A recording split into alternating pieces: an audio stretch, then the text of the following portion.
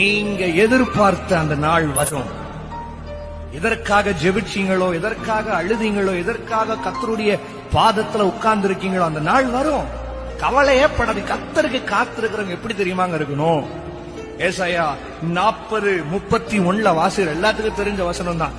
கர்த்தருக்கு காத்திருக்கிறவர்களோ, அவருக்காக காத்திருக்கிறீங்க. நீங்க எவ்வளவு பார்த்து சொல்றேன், எனக்கு இயேசு செய்து முடிப்பார்.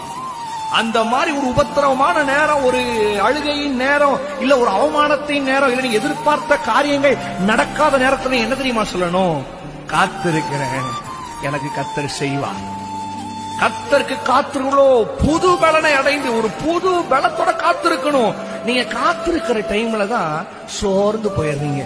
நடக்குமா, நடக்காதா, செய்வாரா, செய்ய மாட்டாரா, அத ஆண்டவர் வாய்க்க செய்வாரா, வாய்க்க பண்ண மாட்டாரா, சொல்லிட்டார்ல, செய்வார்.